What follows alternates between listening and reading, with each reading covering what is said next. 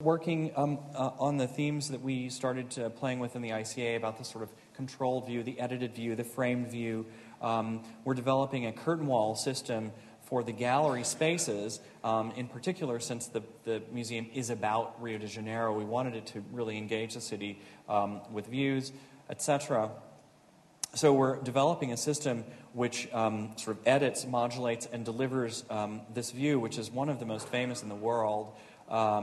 And again, sort of this pornographic, well, of course you're going to see this view when you get there. Well, why should you? Why wouldn't you want to have the building operate, be sort of a provocateur, and make your experience there different than what you get everywhere else? So we themed each of the floors to move your view from the street, the Burley Marks, up to the sky as you move up through the building. And we're doing that through a series of deep cast perforated screens that work like a lenticular device. They open up in one particular direction, and they sort of conceal the view in another. So it's sort of channeling your view.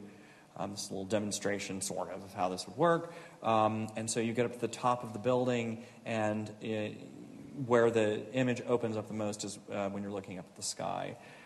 So this will be cast in a new material called ductile, which we're really excited about using.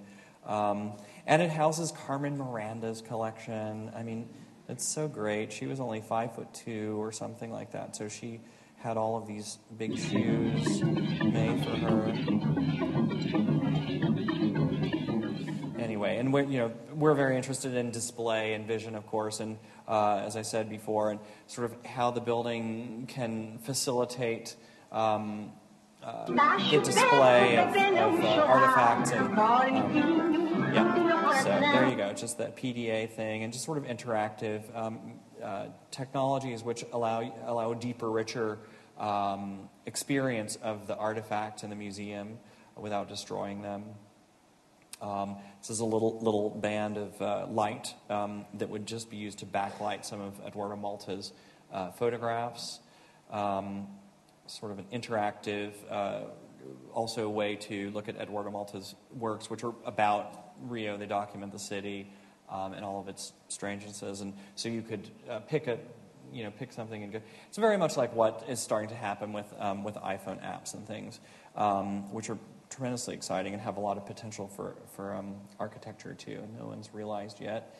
And then here is a project which we've been dying to do, and we've proposed this for many of our projects, but it's essentially the weather cam project. And so these are all weather cameras or traffic cameras that are positioned all over Rio de Janeiro.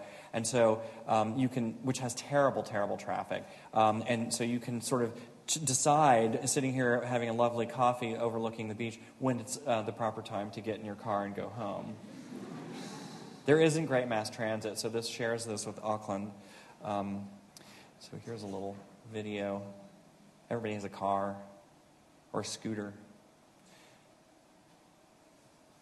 So this might be a little... so there's the Burley Marks paving pattern, which doesn't literally find its way up in the building, at least yet.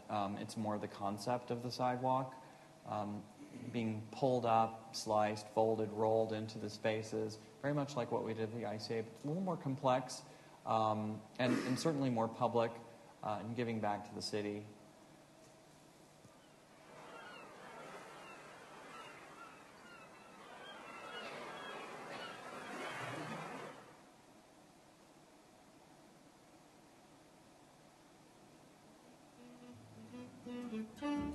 This is more traditional performance hall, like what we're in now, with multimedia capacities, but also given over to people on the street to look down into.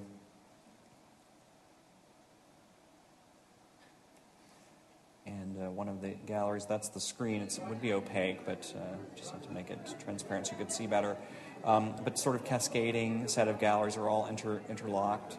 And there are internal stairs that sort of parallel the external stairs.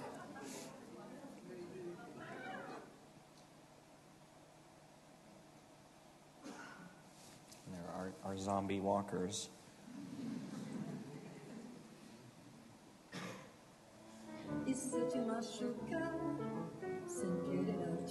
So this was the piano bar.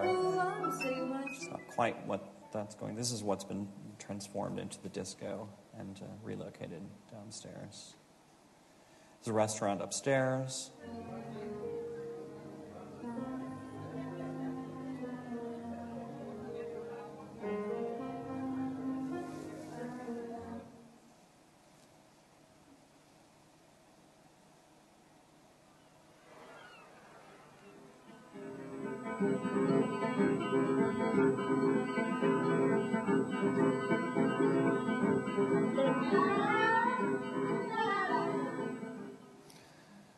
Thank you very much.